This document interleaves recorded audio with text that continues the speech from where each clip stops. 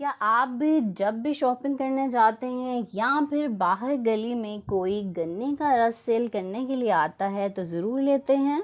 क्या आप जानते हैं कि इसको इस्तेमाल करने से आपको कौन से नुकसानात हो सकते हैं? और इसके साथ साथ इसको इस्तेमाल करने से, इसको पीने से आपको कौन सा फ़ायदा हो सकता है? क्या आप जानते हैं कि कौन से लोग गन्ने का रस बिल्कुल इस्तेमाल ना करें? ये तमाम चीज़ें आज के इस वीडियो में आपको बताने वाली हूँ, इसीलिए इस वीडियो के एंड तक लाजमी देखें। बिस्मिल्लाहिर्रहमानिर्रहीम, अस्सलामुअलैकुम, welcome back to my YouTube channel. I am a consultant dietitian and nutritionist doctor Shamsa Malik. उम्मीद करती हूँ कि आप सब बिल्कुल खैरियत से होंगे और बहुत अच्छे तरीके से अपनी ज़िंदगी गुजार रहे होंगे।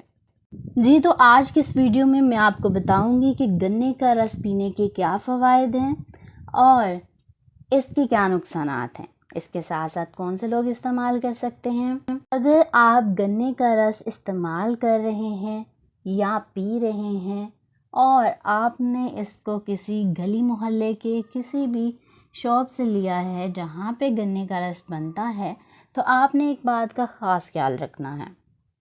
अगर आप इस बात का ख्याल नहीं रखेंगे तो आपको मुख्तलिफ़ तरह की बीमारियाँ और इन्फेक्शंस हो सकते हैं। आपने कभी भी उस गिलास में जूस नहीं पीना जिसमें गन्ने का रस सेल करने वाला सबको पिला रहा है।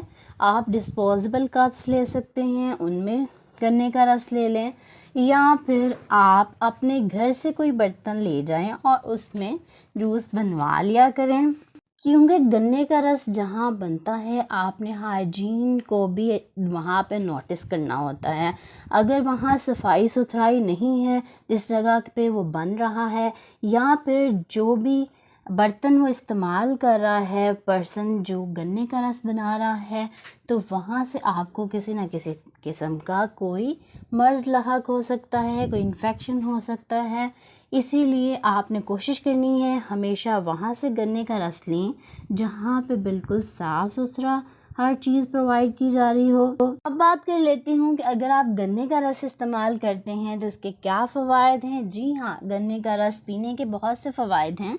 इसमें बहुत ही इम्पोर्टेंट न्यूट्रिएंट्स पाए जाते हैं। गन्ने के रस में बहुत अच्छी मिक़दार में जिंक पाया जाता है जो कि आपके बालों के लिए बहुत ज़रूरी है, आपके नेल्स के लिए बहुत अच्छा है और आपके स्किन को बहुत अच्छा कर देता है। इसके अलावा गन्ने के रस में ऐसे न्यूट्रिएंट्स पाए जाते हैं जो आपकी हड्डियों के लिए बहुत ज़रूरी हैं।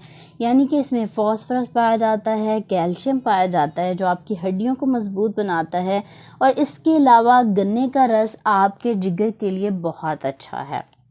इसके अलावा ऐसे लोग जो अपना वज़न बढ़ाना चाहते हैं और जल्दी जल्दी अपना वज़न बढ़ाना चाहते हैं, अगर वो गन्ने का रस बाकायदगी से इस्तेमाल करते हैं तो जी हाँ, वो अपना वज़न बआसानी बढ़ा सकते हैं।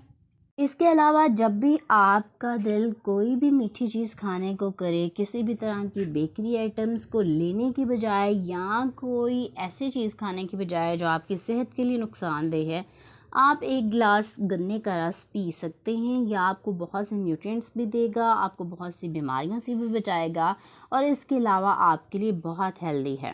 बात कर लेती हूँ कि कौन से लोग हैं जो गन्ने का रस इस्तेमाल नहीं कर सकते।